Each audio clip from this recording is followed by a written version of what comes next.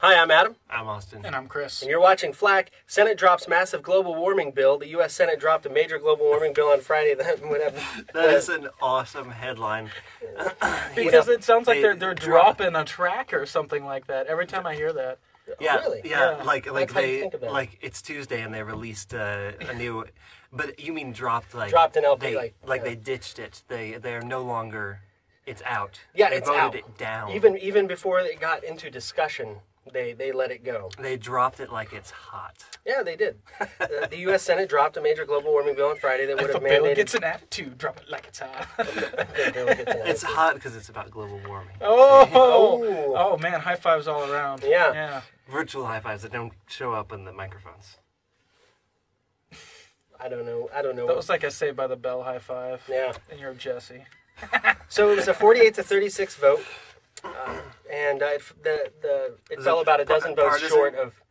Pretty partisan? No, actually, 39 Democrats and 2 independents voted to move the bill forward. So that's pretty much partisan, right? And according to, and 4 Democrats and 32 Republicans voted in opposition. So 4 Democrats sided with the Republicans. But that is pretty much partisan, right? Did any Republicans side with the Democrats? No, just 2 independents. Because didn't you say is this the House or the Senate? I'm sorry. The Senate. So the Senate. This was in the Senate, and this is before it even came to a vote. This is just before they had discussion about amendments and that kind of thing. So of course, Senator Harry Reid was ticked off and said that the Republicans keep getting in their way every time they try and save the planet. The Republicans said, they're gonna kill people by, we're not gonna have any ambulances left to save people's lives because, all of our emissions will be capped. Oh, okay. That's one of the arguments by people on the right side, right versus left side of this issue, is that it could actually end up killing people if we start capping emissions and taxing emissions and so forth, because it could cause problems with healthcare and myriad of other things that potentially will save people's lives. So anyhow, but evangelicals are getting involved in the debate. So there were actually a lot of. Is this part of the news story? Yeah. There's no issues that evangelical leadership involvement can't make murkier. Yeah. No, saying that they're getting involved in the debate, well, that's no surprise, really. But Bill Hybels and Rick Warren, Jim Ball, these are spokespeople for the Evangelical Climate Initiative. And they were all over this. They said the legislation opens a new era of concern about the impact of global warming, and on this and future generations. They have a sharp moral lens focused on this issue right now, according to them. For them, it's a moral issue. Of course, they're using the M word now. It's a moral issue for every proponent of absolutely, yeah, of global warming legislation. And on either side, because at the same time, Beisner said that this could kill people. He was arguing that if you cap emissions, you can kill more people than would die if you don't cap emissions. And I don't know what studies he has to back up what he's saying, but essentially he said we care about this issue for the same reason we care about abortion, because it could kill people if we pass this kind of legislation. I agree with him. I think that's a possibility. And, anytime you get the government involved, legislating, and over-regulating things and so forth, it can cause problems. So we need to be careful about it. Not necessarily a proponent for not taking care of our planet, but I don't think we're not taking care of our planet at this point. I think we're doing a pretty good job, actually. But that's the side of the science I land on. So what do you guys think? What do you think about the evangelical involvement in all of this? What do you think the evangelical community is obviously split on this issue. You have a bunch of evangelicals coming out for these legislation for global warming and. Well, the evangelical climate change initiative, is that what it's called? Evangelical Climate Initiative. The Evangelical Climate Initiative. Hybels and Warren. That's just a joke. They're making a silly pandering bid for relevance. Yeah, I agree. And it wouldn't matter what the issue was.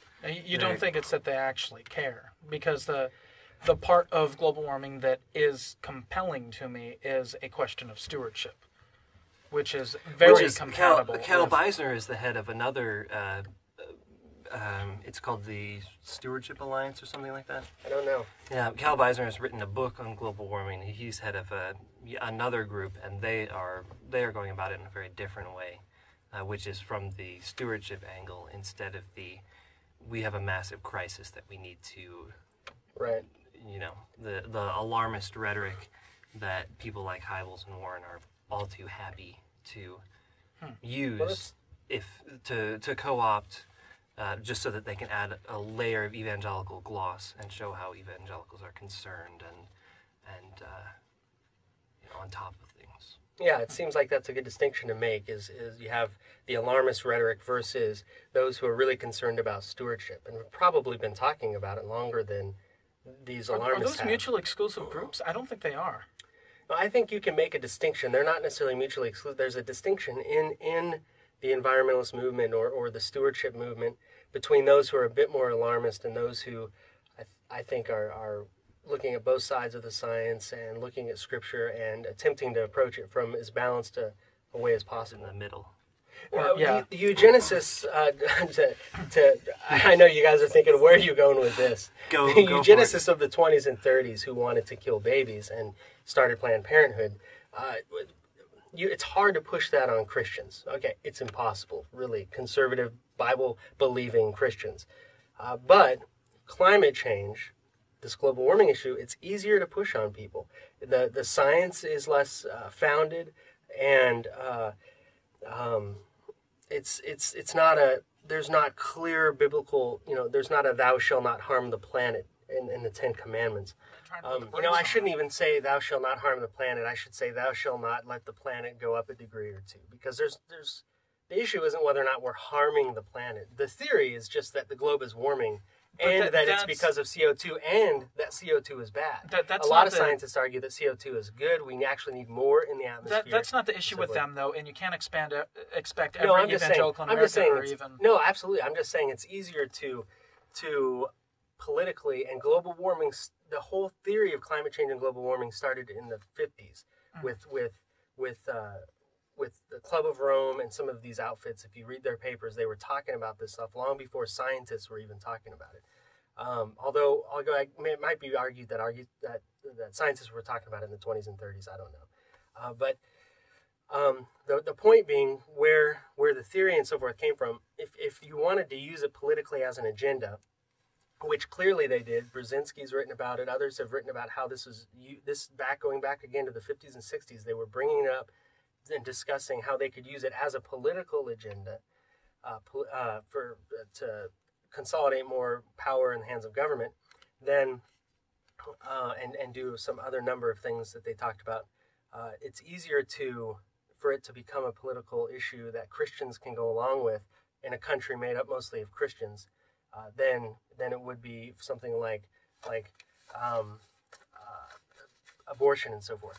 But with the link between the two, and I'm going to go out on a limb here, is killing people. That's the link between, and get this, the producer of a movie on global warming that is being shown in evangelical churches has admitted that she believes Earth's true problem is too many people.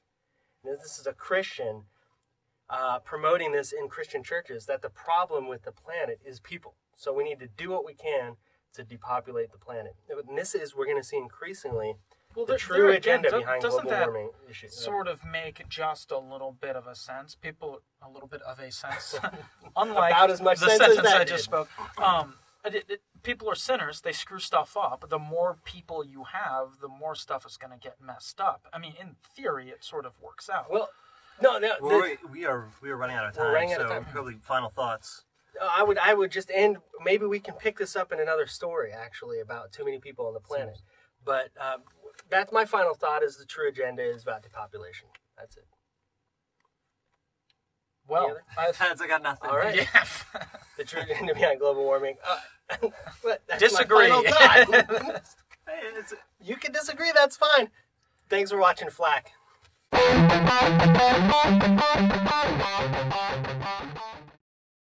Well, I was just making sure I was showing up. That's all. Oh, gosh. You need to cut that out, dude. Man. Did you just almost puke? Are we? Is that what that was? No, I was trying to make it sound like I was almost puking for your enjoyment. Oh.